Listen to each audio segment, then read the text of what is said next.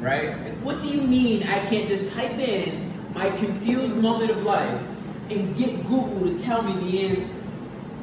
This is bigger than that right now. And this is where our confusion is really just like, what the F? Because instant gratification has been our last 10 years or so, right? Like, it's literally been our last 10 years or so at our new heightened level with technology being what it is. So now, Saturn in Aquarius is basically saying, that's outdated, that's not gonna work anymore. Now, I need you to actually go out in the field and experience new habits, try out new hobbies, create new structures, be willing to fail.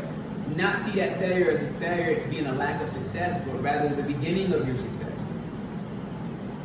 Be willing to be in the dark, because in that space, in that unknown environment, I will give you all of your most wildest dreams. But I need you to be comfortable and trust right now that that's absolutely normal versus what we did normalize, aka instant gratification. Saturn doesn't rock with that. Saturn is a very slow, moving, methodical planet.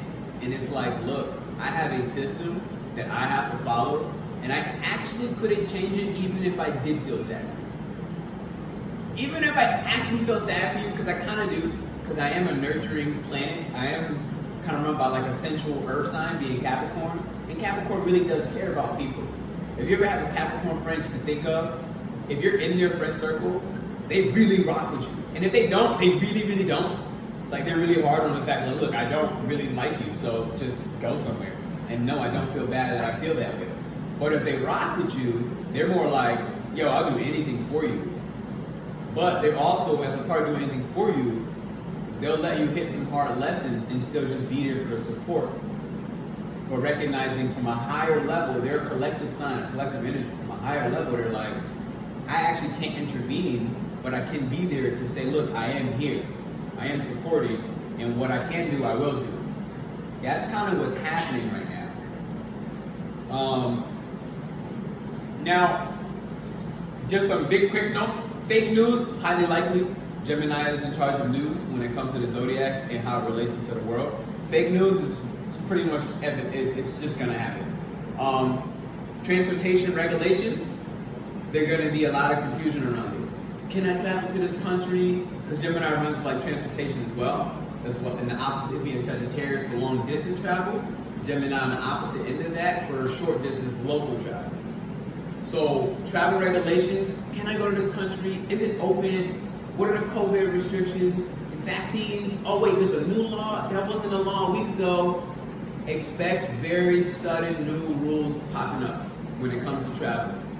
Wait, I don't have to wear my mask? Oh wait, now I do? Wait, I need a face shield too? Like, just expect new regulations to come. Globally, expect new rules. New rules in the school system. So this is major for you with a kid, right? Be aware. There are going to be rules changing in the school system. Because this Gemini Sagittarius, they share an axis, and it literally runs our learning and our education system. That's higher education on Sagittarius end, and that's just kind of like surface level education on the Gemini end. But they really work together. Now here's the last one. Painful disillusions. There are painful illusions that are going to smack all of us. And it's really, the tough part is, like, the tension is on purpose. So when you recognize an illusion that comes up in your life, my only recommendation is just to breathe. For real, just breathe.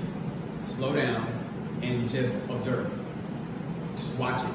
And just watch it and just be like, yo, I actually know you're not real. But you really still are causing me a lot of pain. Because I know that I still have to wait until an unknown time frame to be able to really understand why you're here. Yes, I recognize you're an illusion. Yes, I recognize, but it still feels real for me. And so because of that, it's causing me pain. So really with that, these are really big collective energies. It's not something to really fight, in my personal opinion. It's something that you'll have less tension, less friction if you just observe.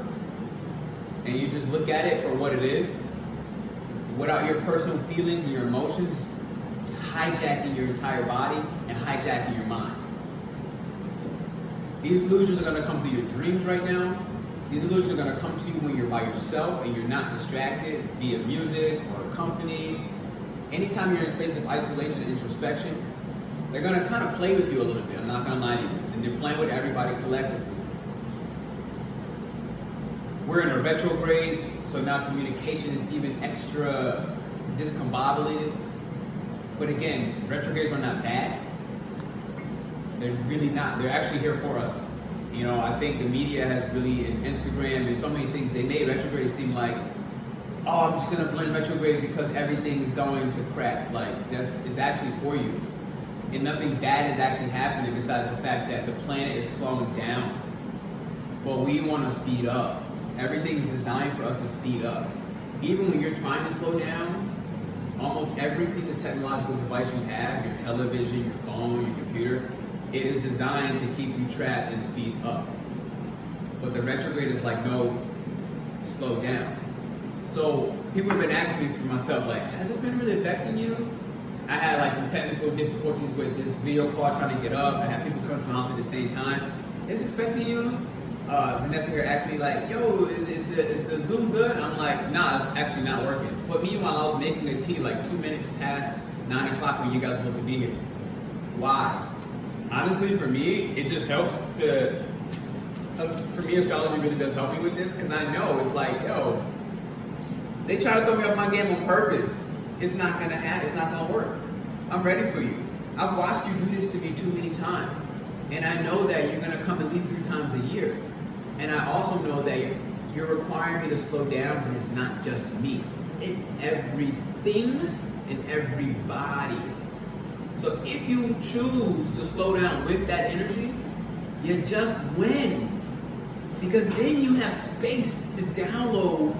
Why is it requiring us to slow down as an entire 9 billion people on the planet? It's not just you, it's not just me. When we get there, I'm chilling. One of the ways to slow down, 2 days ago I had a workshop, my body just crashed. I could have fought it. I could have tried to be a superhero, but instead I relied on my partner. And I told her, I was like, look, like, you can see me already, I'm out of it. I was like, I definitely just need you to, quite frankly, lead a little bit more. That was just it. Like, for me to literally surrender. Like, I literally am a natural born leader. So moments like that in my past, it would break me. I'd feel like I'm not good enough, like I can push through this. No more. Like, and you probably see it on the smile on my face, like, no more. Like, I'm not fighting that stuff no more. Like, I finally accept that, you know what, there are things bigger than me. And I can't beat everybody, especially not the sun or the moon. I'm not bigger than that thing. I'm just not. And then life got easier, and then I got my answers a little bit more fluid. All right. Now, here's the last thing, and then I get into your first writing prompt. All right, everybody have a pen, everybody got a pad. This is my last thing I get to write the writing prompt. Gemini, and what's being forced upon us right now is a choice. Now, Gemini energy naturally has the most difficult time making any choice. Any choice in any direction is like, They might like tap on it again on the surface, and then they just go tap on something else on the surface, but they're never really making a choice. They're kind of just shifting and tapping. They might come look back at something, but they're more curious, so they usually just keep going to new things and be like, I've already seen that. But the way the energies are happening for the next 13 days or so, you have 2 very clear things in your life that you know, because they keep coming up as consistent themes that you have to make a choice for. And right now, that is being required for you to do. All right, so I'll give you an example. At one point for me, the choice was my living condition. Am I gonna stay in Connecticut or am I gonna go to Mexico? All right, I made the choice to come to Mexico. That was actually pretty easy because I don't like being in the United States. That was an easy choice. My tougher next choice was, okay, do I come here and live with Vanessa or do I just take my own place? Because I like being alone. All right, that was a bigger choice. I was like, oh crap, I'm gonna have to share a living space with another human being. when sometimes I really know that I just don't rock with people. Sometimes I'm like, I love to be alone, and I love to sink into my little hole. All right, that was another choice. Then the next choice, it comes to like, are you gonna allow intimacy in your life, Pernell? Are you gonna allow yourself to actually be close to people? Or when you start liking them a little bit more, are you gonna just be like, skirt? That's a choice. I could skirt, or I could stay put and recognize I'm not gonna let this fear continuously run my life and not allow me to get close to people, which is preventing and stunting my growth on a very critical level. All right, so these are certain choices. Right? Another one, right? I got an ex-girlfriend coming back in my inbox. I got a choice. It's like, but the illusion, again, I'm literally watching the illusion. I'm like, this person literally has nothing good to offer me. I know this for a fact. And I'm sitting here and I'm just observing my space. And I'm like, why? Why? What about this connection even makes you have any type of energy for this person, like anything? So one of my choices look like, in the past, I would shut the door, but I had to learn something. Anytime we shut the door, like violently, like, no! One of my lessons I had to learn is, you're not over that. In some capacity, you have more lessons that are gonna come through. But I learned that it's okay to softly close the door. Hey, excuse me, watch your foot. It's okay to softly close the door, and that was a different choice that I made. Around all of the illusions too, right? Like there are emotional memory involved, like there's more elements to a human existence than just saying, excuse me, I'm gonna softly close the door, or I'm closing the door. Like, it's never just that simple.